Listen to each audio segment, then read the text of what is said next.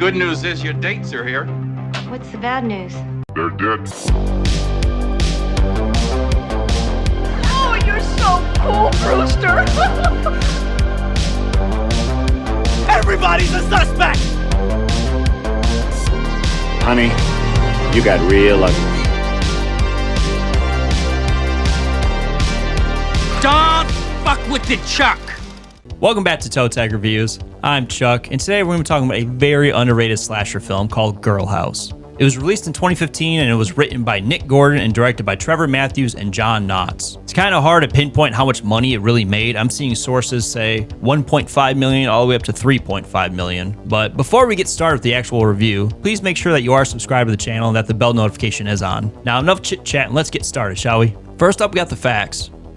There are multiple songs in this film's soundtrack performed by Slaine, and Slaine is the actor who plays Loverboy. It also pays homages to films such as The Shining and Silence of the Lambs. You see the iconic orange pattern design on one of the walls, and for Silence of the Lambs, there's a scene at the end when Kylie attacks Loverboy using the night vision camera. That's really all I could find out for this movie. Like I said, it's pretty under the radar, and it was a bit of a challenge. But next up, we got the plot. A beautifully young college student moves into a house that streams on an X-rated website. After a deranged fan hacks the site and finds out where she lives, she spends the rest of the night fighting for her life. That being said, it really does make it fun and scary at the same time. Like, imagine the Playboy Mansion being invaded by a masked serial killer. That's basically what this movie is. Next up, we got the characters. Kylie is played by Ali Corbin, and she is a sweet girl who's doing everything she can to try to stay afloat financially. We all been there. We learn that her father passed away and her mother's dealing with some treatments, so she needs a little bit more income. So she decides to contact Gary, who's the owner of Girl House, and she quickly becomes a hot commodity, and she starts raking in the views and making some of the other girls jealous, and kind of rightfully so. Next up, we got Loverboy, who is played by Slaine, and he was kind of humiliated as a kid, and I want to say it almost stunted his growth mentally. He's very awkward, he's quite temperamental, and he lashes out when he's triggered. The guy's an absolute menace, but once he puts on that outfit and the killing spree starts,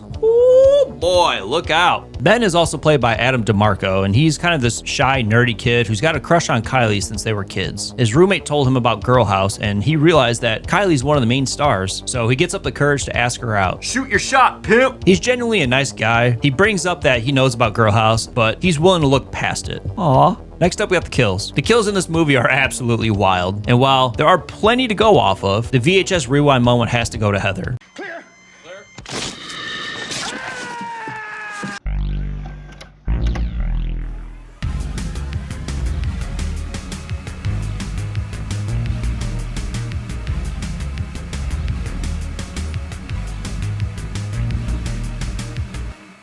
He takes a dildo, crams it down her throat, and then tapes it shut.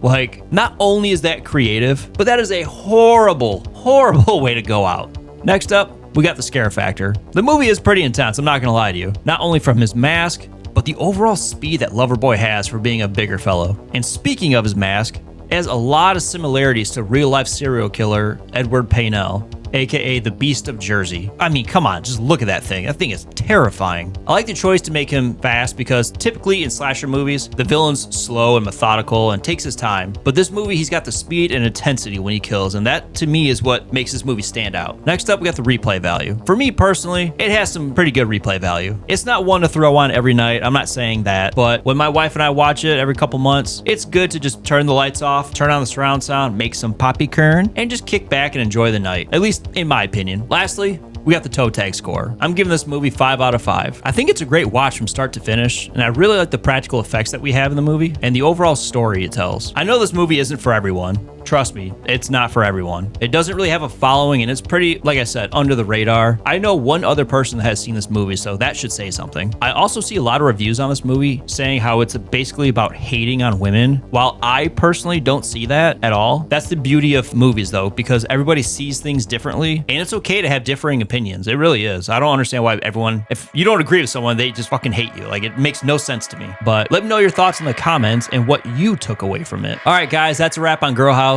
As always, I'm Chuck, and thank you for tuning in to Toe Tag Reviews. Don't forget to like, subscribe, and until then, see you later.